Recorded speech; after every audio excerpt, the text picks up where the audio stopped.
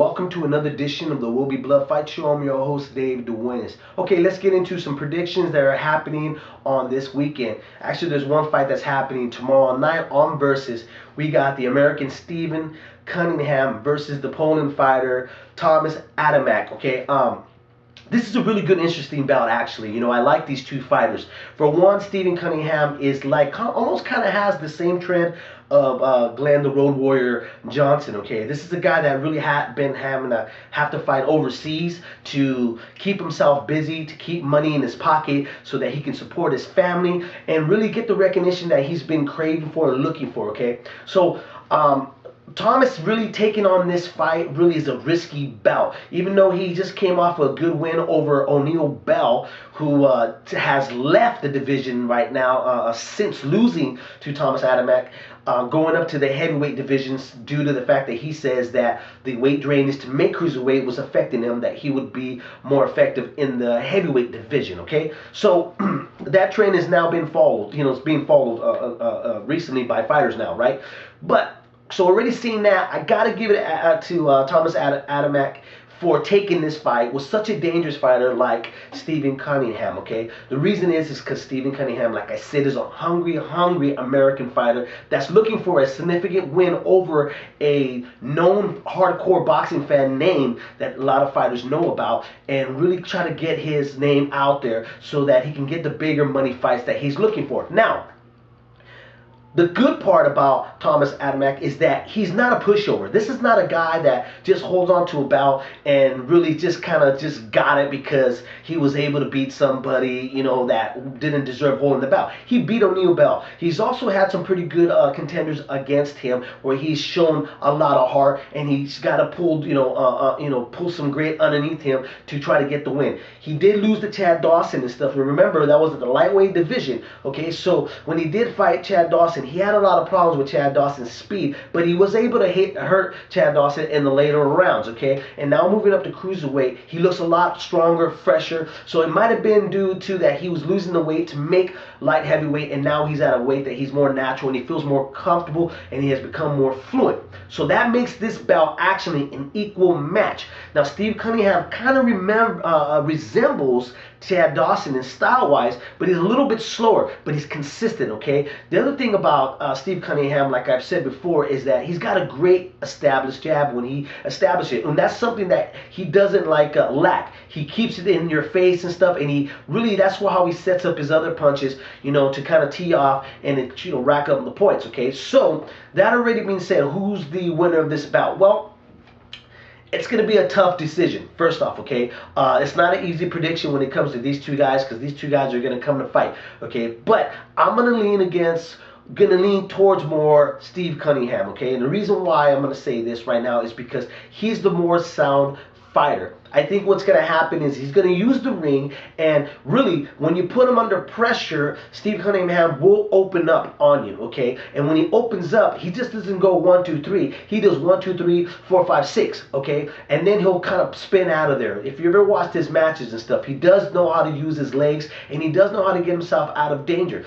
But that too is the fact that this is what makes it an interesting fight, is that Thomas Adamak is not an easy person to discourage out of the fight. This guy will apply pressure over and over and over. The problem is that when he decides to land against Steve Cunningham, I don't think Steve Cunningham is going to be there for him to land. So he's going to be landing against a lot of air. So I'm going to go with the unanimous decision with Steve Cunningham over Thomas Adamak against a really good cruiserweight fight.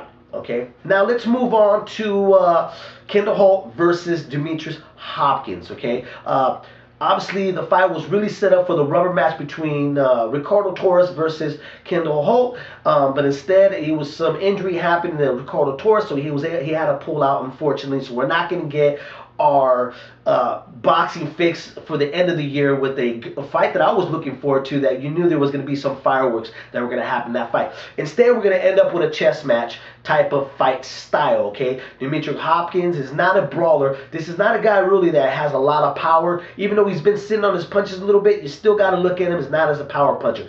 Okendo Holt, on the other hand, is a kind of guy that he fights off emotions, okay? And what I mean by that, if you look at the first fight with Ricardo Torres, you know, he tries to box, use the ring, and throw his flurries and where he can get a knockout and stuff. But on the second fight, he went as the brawler, and he was actually got himself caught up in that fight where he was dropped two times, but then was able to recover, get back up, and get that sensational knockout over Ricardo Torres in the later minute of the round, okay? So what does that leave on this particular bout? Well, styles make fights.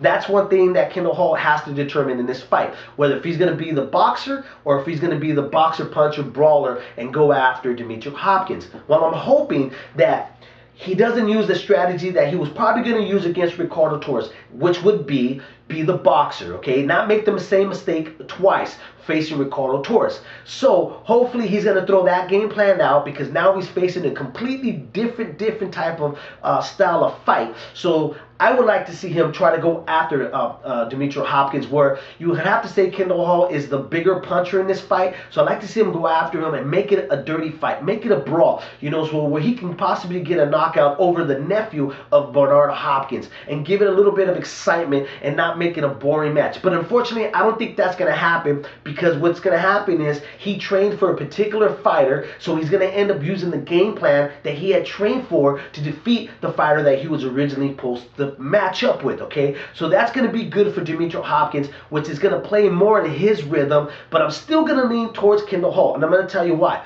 Because what's going to happen is with the 4, 5, 6 rounds, you're going to see Demetrius Hopkins getting the upper hand over Kendall Holt. And Kendall Holt, like I said, fights off emotions, okay? And he's going to go, okay, shit, I'm losing this fight. And then he's going to go all out, and then you're going to see him apply pressure on Demetrius Hopkins, where you're going to see Demetrius Hopkins not being able to get this, you know, almost same size fighter off of him, and you're going to probably see just maybe Demetrius Hopkins for the first time getting a little bit of a beatdown from Kendall Holt. So I'm going to lean with Kendall Holt on a possible unanimous, maybe split decision, and I wouldn't be surprised if Kendall Holt knocks out Demetrius Hopkins, okay?